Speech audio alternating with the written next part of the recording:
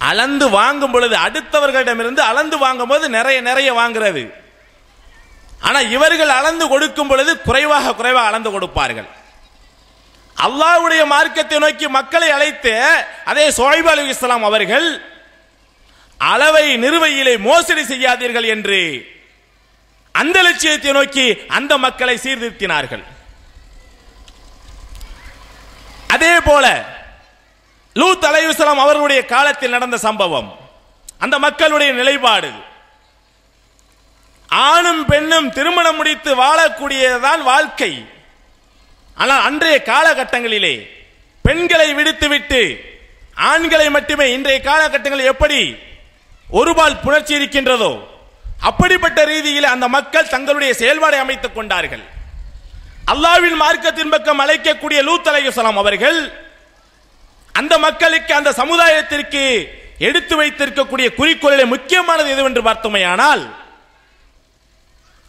ஓரின புணர்ச்சியிலிருந்து நீங்கள் விலகிக் கொள்ளுங்கள் என்று அந்த மக்களை அந்த குறிக்கோளின் பக்கம்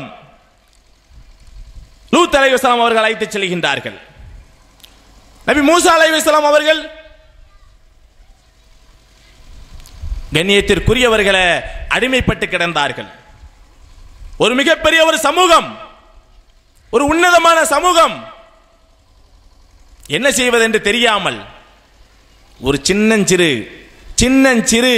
குறுகிய சின்ன கூட்டத்தினரிடமிருந்து அடிமைப்பட்டு தங்களிடம் எந்த விதமான சுதந்திரமும் இல்லாமல் இருக்கக்கூடிய சமூகத்தை விடுதலை நோக்கி அழைத்தார்கள் பனி இஸ்ராயல்களை. இப்படி ஒவ்வொரு நபிமார்களும் ஒவ்வொரு விஷயத்தை முன்னிலைப்படுத்தி அந்த மக்களை மீட்டெடுத்தார்கள். ஒரு குறிக்கோளை நோக்கி அவர்கள் அழைத்துச் சென்றார்கள். அதே போல இன்றைய காலகட்டத்தில் நாம் எப்படிப்பட்ட குறிக்கோளோடு நகர்ந்து செல்ல வேண்டும்? ஏதோ பிறந்தோம், காலையில் எந்திரிக்கிறோம், நேராக ஏதோ நம்மளுடைய சில பல வேலைகளை செய்கிறோம், அது கூட அல்லாவுக்கு செய்ய வேண்டிய சின்ன சின்ன கடமைகளையும் செஞ்சிடறோம், நேராக படுத்து தூங்குறோம்னா உலகத்தில் இருக்கக்கூடிய எல்லா ஜீவராசிகளும் அல்லாவை நினைவு கூறுகின்றது என்பதை மறந்து விடாதீர்கள். அது கல்லா இருந்தாலும் மண்ணா இருந்தாலும் மரமா இருந்தாலும் ஆடு மாடு கோழியா இருந்தாலும் சரிதான், எல்லா ஜீவராசிகளும் அல்லாஹ்வை நினைவு கூறுகின்றது. அப்படி என்றால் நாம் எந்த இலக்கோடு எந்த லட்சியத்தோடு இந்த உலகத்திலே வாழ வேண்டும்? நிச்சயமாக நம்ம எல்லாம் முஸ்லிம்களாக இருக்கின்ற காரணத்தால் மறுமையிலே வெற்றி அடைய வேண்டும், மறுமையிலே சொர்க்கத்தை அடைய வேண்டும் என்பதிலே எந்த விதமான மாறுபட்டு கருத்தும் அல்ல. அது நம்மளுடைய உன்னதமான இலக்கு. மறுமையிலே ஜன்னத்துல் ஃபிர்தௌஸ் என்ற உயர்ந்த சொர்க்கத்திலே நாம் அடைய வேண்டும். அது மறுமையில் கிடைக்கக்கூடிய நம்மளுடைய லட்சியம். இந்த உலகத்திலே எதை குறிக்கோளாக கொண்டு நாம் பயணிக்க வேண்டும்? கண்ணியத்திற்குரிய பெரியோர்களே, கண்ணியத்திற்குரிய தாய்மார்களே, இன்றைக்கு இருக்கக்கூடிய மக்களுடைய பிரச்சனை என்ன? எப்படி அன்றைய காலகட்டங்களிலே ஒவ்வொரு நபிமார்களும் அந்தந்த சமூகத்தில் இருக்கக்கூடிய பிரச்சனைகளை மையப்படுத்தி அதிலிருந்து அந்த சமூகத்தை மீட்டெடுக்க வேண்டும் என்று தங்களுக்கென்று ஒரு இலக்கை அல்லாஹ் வகுத்து கொடுத்தானோ, அதே போல இன்றைய காலகட்டத்திலே ஒட்டுமொத்த முஸ்லிம்களுக்கும் எப்படிப்பட்ட நிலைகளில் இருக்கின்றோம் என்பதை அறிந்து கொண்டு அதனுடைய அடிப்படையிலே நாம் இலக்கை அமைத்துக் கொண்டமையானால், லட்சியத்தை அமைத்துக் கொண்டமையானால் ஒட்டுமொத்த முஸ்லிம்களையும் நாம் என்ன செய்ய முடியும்?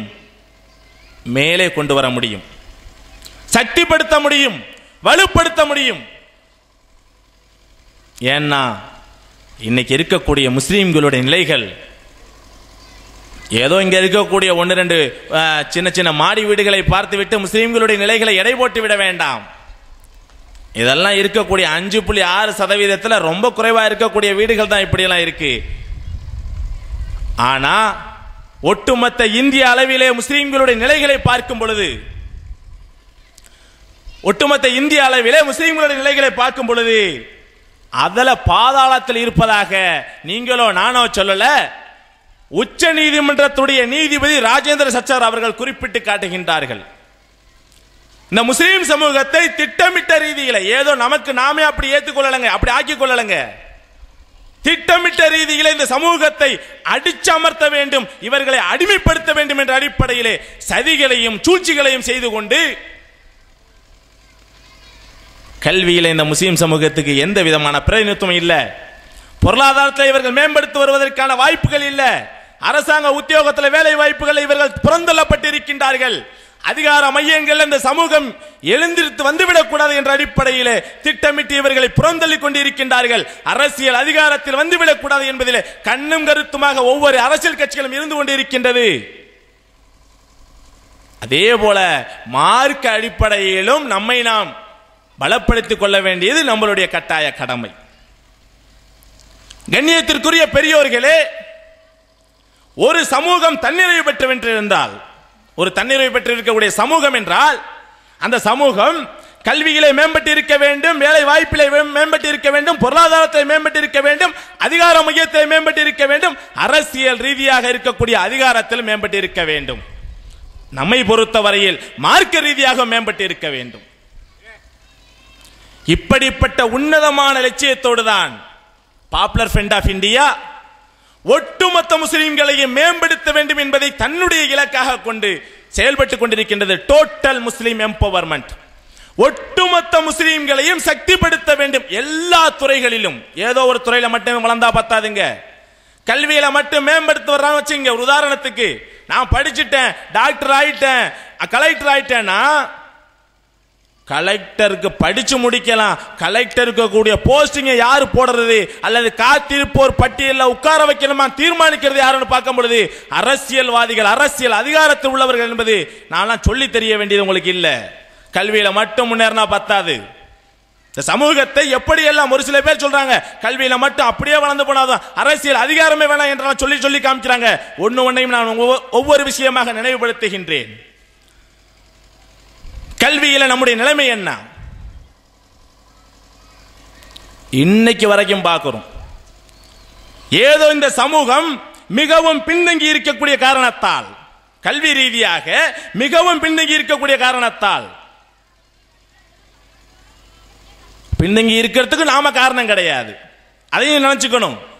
இன்னைக்கு நம்மளை எடுத்த உடனே நம்ம சமூகத்தின் மீது ஒரு பழியை தூக்கி போடுறது, அதை நம்மளும் ஆமா சாமின்னு ஏத்துக்கிறது. எங்கேயாவது ஒரு இடத்துல குண்டு வெடிச்சிச்சுன்னு வச்சுக்கீங்களேன், உடனே முஸ்லீம்கள் தான் செஞ்சிருப்பாங்கன்னு சொல்லிட்டு நம்ம மேல செஞ்சிருக்கக்கூடிய தொடர் அவதூறு, தொடர் முயற்சி, அதுல நாமளும் பலிகடா ஆயிருக்கோம். அப்படிப்பட்ட அடிப்படையில தான் கல்வியில முஸ்லீம்கள் கீழ் நோக்கி போவதற்கு மிக முக்கிய காரணம் அவங்களுக்கே எடுத்துக்கொண்ட முடிவு என்று இன்னும் குறிப்பாக சொல்ல வேண்டும் என்றால், முன்னாடி இருக்கக்கூடிய ஆலிம் உலமாக்கள், ஆலிம்கள் என்ன செஞ்சுட்டாங்க தெரியுமா? ஆங்கிலமே படிச்சுக்காதீங்க அப்படின்னு சொல்லிட்டு அது உங்களுக்கு ஹராம்னு சொல்லிட்டு ஃபத்வா கொடுத்துட்டாங்க. அதனால தான் நாம இப்ப கீழே நோக்கி இருக்கிறோம் சொல்லிட்டு முன்னாடி இருந்த ஆலிம் உலமாக்கள் மேல பெரிய ஒரு பழியை சுமத்திட்டு நம்ம நல்லவன் மாதிரி காமிச்சுக்கிறது. அப்படியெல்லாம் இல்லைங்க, அப்படியெல்லாம் ஒண்ணும் கிடையாது. நம்மளுடைய சுதந்திரத்துடைய வேட்கை, ஆசை, எங்களுக்கு படிப்பு வேணையா, வேலை வாய்ப்பு வேணையா, இருக்கக்கூடிய பொருளாதாரத்தை பத்தி கவலைப்படல, சுதந்திரம் வேண்டும், எவனும் எங்களை அடிமைப்படுத்திவிடக் கூடாது என்பதில் உறுதியாக இருந்தோம். வெறுமனே ஆங்கிலம் மட்டும் கத்துக்காதீங்கன்னு சொல்லல. ஆலிம் உலமாக்கள் ஆங்கிலத்தை கத்துக்காதீங்கன்னு மட்டும் சொல்லல. அவன் போடக்கூடிய உடுப்பை முத கொண்டு போடாதீங்க, அவன் போடக்கூடிய ஸ்டைல்ல உடுப்பை முத கொண்டு, டிரெஸ்ஸை முத கொண்டு போடாதீங்க. உங்களுடைய வெறுப்பு, உங்களுடைய எதிர்ப்பு, உங்களுடைய விடுதலை முழக்கம் அடிமை தலையை அறுத்தறிய வேண்டும் என்றால் எல்லா ரீதியிலும் எதிர்ப்பை தெரிவிக்க வேண்டும் என்ற அடிப்படையில் உருவாக்கப்பட்டதுதான் ஆங்கில கல்வி வேண்டாம் என்று துரத்தி அடிக்கப்பட்டது. இருந்தாலும் அவன் தேடி வந்தான், நீங்க எல்லாம் படிச்சு கிடிச்சு வந்துட்டீங்கன்னா 34% இடஒதுக்கீடு தர்றேன்னு சொல்லிட்டு, 25% இடஒதுக்கீடு தர்றேன்னு சொல்லிட்டு 1934 ஆங்கிலேயன் இறங்கி வந்தான். எப்படியாவது நம்ம என்ன செய்யலாம், இந்த போராட்ட குணத்தை மழுங்கடிக்கலாங்கிற அடிப்படையில். இருந்தாலும் முஸ்லீம் சமூகம் இந்த நாட்டில் முழுக்க சுதந்திர வேட்கை மட்டும்தான் இருந்ததே தவிர வேற எதை பத்தியுமே சிந்திக்கல. என்ன செஞ்சிருக்கணும்? சுதந்திரம் கிடைச்சிருச்சு, இவ்வளவு கஷ்டப்பட்டு இவ்வளவு தன்னைத்தானே வருத்தி கொண்டு எங்களுடைய கல்வியை பற்றியோ எங்களுடைய பொருளாதாரத்தை பற்றியோ எங்களுடைய வேலை வாய்ப்பை பற்றியோ கவலைப்படாத ஒரு சமூகம், அதை தனக்குத்தானே கடமையாக்கி கொண்டு, எதிர்ப்பை தெரிவிப்பதற்கு தனக்குத்தானே அதை கடமை போன்று ஆக்கி கொண்டு செயல்பட்ட ஒரு சமூகம் சுதந்திரம் அடையுதுங்க இந்தியா. அந்த சுதந்திரம் அடைஞ்ச இந்தியாவில் என்ன செஞ்சிருக்கணும்? ஒரு வீட்டில் ஒரு 4 பசங்க இருக்கிறாங்க. 3 பையங்க கடந்து என்ன செய்யறான், அவன் தனித்தனியாக படிக்கிறான், அது பண்றான் இது பண்றான், எதை பத்தியும் கவலைப்படலை. மூத்த பையன் மட்டும் ஓடா உழைக்கிறான். அந்த 3 பேர் படிக்கிறதுக்கு அவன் தான் காரணம். குடும்பத்தை தலையில் எடுத்து சுமக்கிறான்னா அவனுடைய படிப்பு போச்சு. அவனும் படிச்சிருந்தானா என்ன செய்ய முடியும், குடும்பம் நடுத்தருவில் கூட வந்திருக்கு. ஏன்னா அன்னைக்கு சமயத்தில் குடும்பத்தை காப்பாற்றுறதுக்கு அந்த மூத்த பையன் தான் உழைச்சான். ஆனா இந்த 3 பேரும் படிச்சு வந்துட்டாங்க, அவன் நல்ல பொறுப்புக்கு போயிட்டான். மூத்த பையன் மட்டும் கஷ்டப்பட்டு உழைச்சான், எல்லாரையும் மேலே கொண்டு வந்தன. மூத்த பையனை மட்டும் அவன் குடும்பத்தை மட்டும் நட்டாத்த விட்டது மாதிரி இவ்வளவு தியாகத்தை செய்திருக்கக்கூடிய முஸ்லிம் சமூகத்திற்கு சுதந்திரத்திற்கு பிறகு, சுதந்திரத்துக்கு முன்னாடி ஆங்கிலேய ஆட்சி காலத்திலேயே முஸ்லிம்களுக்கு இடஒதுக்கீடை கொடுத்தானே கல்வியிலும் வேலை வாய்ப்பிலும், அதையும் தடை செய்தார் போல் அதுவும் இல்லாமலாக்கி இந்தியாவுடைய அரசியலமைப்பு சட்டம் உருவாக்கப்படுது.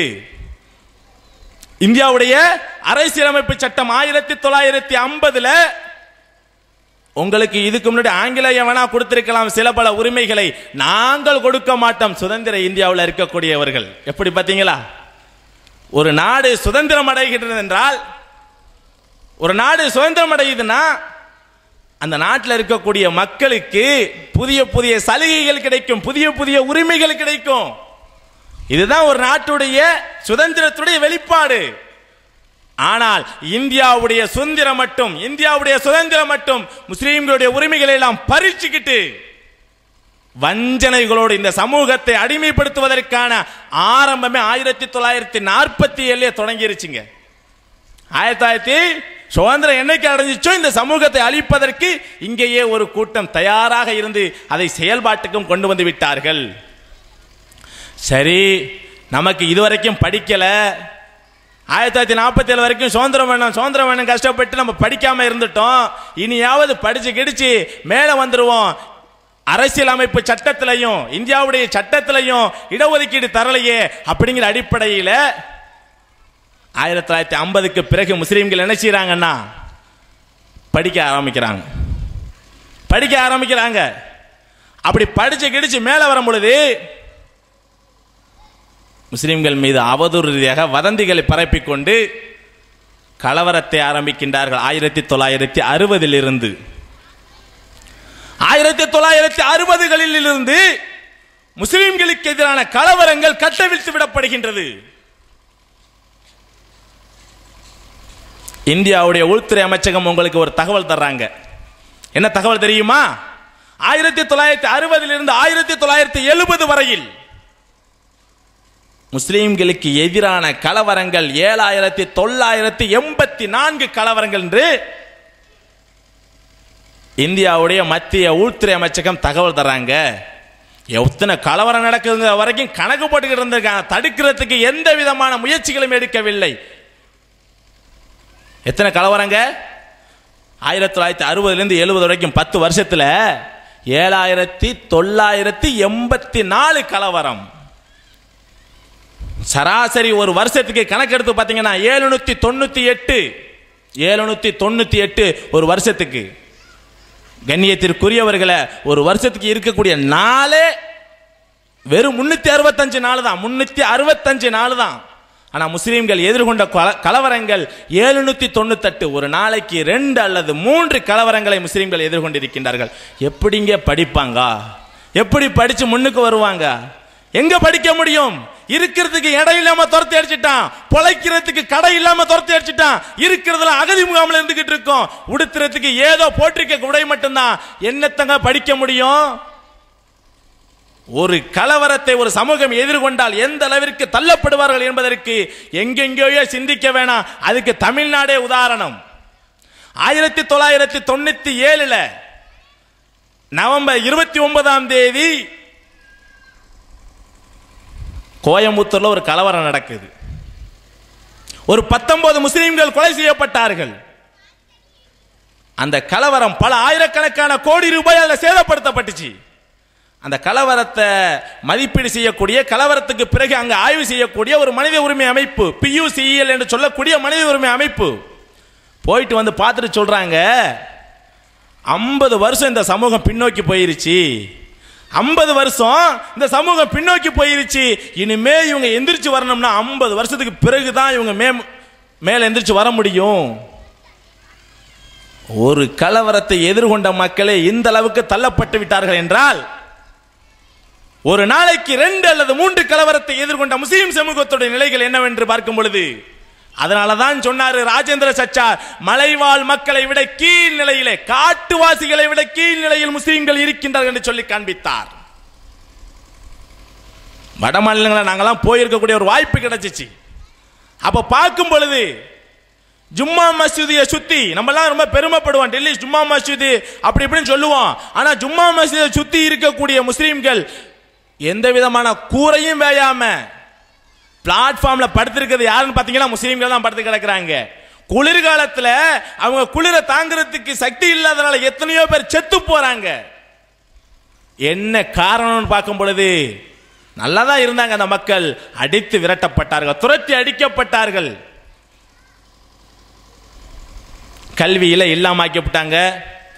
இப்பயாவது படிச்சு கிடிச்சு வரும் பொழுது மேல வந்தாலும் பார்த்தோம்னா அரசியல் நாடகம் நடத்தி கொண்டிருக்கின்றார்கள், அரசியல் நாடகம் நடந்து கொண்டிருக்கின்றார்கள்.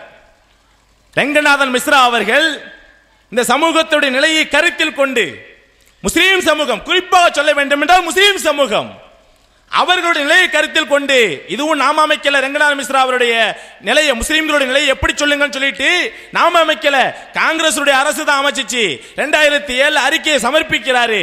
அவர் சொல்லும் பொழுது முஸ்லீம்களுக்கு 10% இடஒதுக்கீடு அமல்படுத்த வேண்டும், கல்வியிலும் வேலை வாய்ப்பிலும். முஸ்லீம்களுக்கு கல்வியிலும் வேலை வாய்ப்பிலும் இடஒதுக்கீடு கொடுக்க வேண்டும் சொல்றாங்க. என்ன செஞ்சிருக்கணும்? 50-60 வருஷமா ஒண்ணுமே செய்யலையே, சரி இனிமேயாவது ஏதாவது செஞ்சு இந்த சமூகத்தை மேல கொண்டு வருவோம்னு பார்த்தோம்னா அதுக்கும் எந்த விதமான வழிகளையும் கண்டுபிடிக்கல. அவசரமா 5 மாநில தேர்தல் நடக்கும் பொழுது 4.5% எந்த விதமான சட்டத்தையும் எங்கே ஏற்றணுமோ அங்கே ஏற்றாம பேருக்கு மக்களை ஏமாற்றுவதற்காக, முஸ்லிம்களை ஏமாற்றுவதற்காக மத்திய அரசு ஒரு கபட நாடகத்தை நடத்தியது. அதுவும் இப்போது தடை செய்யப்பட்டிருக்கின்றது ஆந்திர உயர் நீதிமன்றத்தினால். அதையும் அங்கீகரித்திருக்கின்றது உச்ச நீதிமன்றம். கல்வியில மேல எந்திரிச்சு வர முடியல. அடுத்தது நம்மகிட்ட இருக்கக்கூடியது கல்வியில மேல இருந்து வர முடியாத காரணத்தினால் அரசு துறைகளில, அரசு அதிகார மையங்களில் நம்மளுடைய பிரதிநிதித்துவம் இல்ல, நம்மளுடைய பங்களிப்பு இல்ல. எந்த அளவுக்கு மோசமான நிலைகளுக்கு தள்ளப்படுறோம்னா, நம்ம தான் அடி வாங்க போடுறோம், நம்மள தான் உதைக்கிறாங்க. போயிட்டு ஒரு கம்ப்ளைண்ட்டை கொண்டு போய் ஐயா இந்த மாதிரி நாங்கள் அடிச்சுட்டாங்க கம்ப்ளைண்ட்டை கொடுத்தோம்னா வாங்குறதுக்கு யாருமே தயாரா இல்லை. எந்த போலீஸ் ஸ்டேஷன்லையும் 1-2 போலீஸ் ஸ்டேஷன் வேணா விதிவிலக்கா இருக்கலாம், 1-2 போலீஸ் ஸ்டேஷன் வேணா விதிவிலக்கா இருக்கலாம். ஆனா போலீஸ் ஸ்டேஷன்ல போய் நமக்கு பாதிக்கப்பட்டிருக்கும் எத்தனையோ இடங்கள்ல நமக்கு இழைக்கப்பட்டிருக்கக்கூடிய கொடுமைகளுக்கு தீர்வுக்காக போய் நிற்கும் பொழுது புறம் தள்ளப்படுகின்றோம். இன்னைக்கு வரைக்கும் பார்க்கிறோம். இங்க மட்டும் கிடையாது, பேங்க்ல முஸ்லிம்கள் வசிக்கக்கூடிய பல்வேறு இடங்களிலும் முஸ்லிம்களுக்கு கணக்கு திறக்கிறதுக்கு முதற்கொண்டு இல்ல, உங்களுக்கெல்லாம் கணக்கு திறக்க முடியாது. ஏன்? இது எங்களுடைய தடை செய்யப்பட்ட பகுதி, முஸ்லிம்கள் கணக்கு திறப்பதற்கு, பேங்க் அக்கவுண்ட் திறப்பதற்கு தடை செய்யப்பட்ட பகுதி என்று பல்வேறு இடங்களையும் அறிவித்துக் கொண்டிருக்கின்றார்கள். நம்மளுடைய பிரதிநிதித்துவம் இல்லாத காரணத்தினால் வாத்தியார்கள்ட்ட இன்னைக்கும் பல மாணவர்கள் நாம் பார்க்கின்றோம். அவர்கள் படிக்கக்கூடிய இடங்கள்ல நாம் கேட்டோமா தெரியும். இன்னைக்கு வேணா மாறி இருக்கலாம், ஒரு 15 ஆண்டுகளுக்கு முன்னால் கொஞ்சம் சிந்தித்து பாருங்கள். இங்க இருந்து 10வது படிக்க போவான் ஒரு பையன், ஒரு மீடியமா படிக்கிறான். அந்த பையன் படிக்கும் போது அவங்க வாப்பா வெளிநாட்டில் இருக்கிறாங்க. அந்த பையன்ட்ட என்ன சொல்லுவான், உனக்கு என்னப்பா கவலை, இங்க படிச்சா என்ன படிக்காட்டி என்ன, நீ 10வது முடிக்கிறியோ முடிக்கலையோ மீசைக்கு என்ன செஞ்சிருவ, கருப்பு மைய தடவிக்கிட்டா வெளிநாடு போயிருவ, நீ படிச்சா என்ன அப்படின்னு சொல்லினோம்னா என்ன ஆகும் நிலைமை? அந்த பையனுக்கு படிக்கக்கூடிய ஆர்வம் பிறக்குமா? இதுவும் இந்த சமூகத்துக்கு எதிராக செய்திருக்கக்கூடிய மிகப்பெரிய சதியும் சூழ்ச்சியும் தான். எந்த நிலையிலும்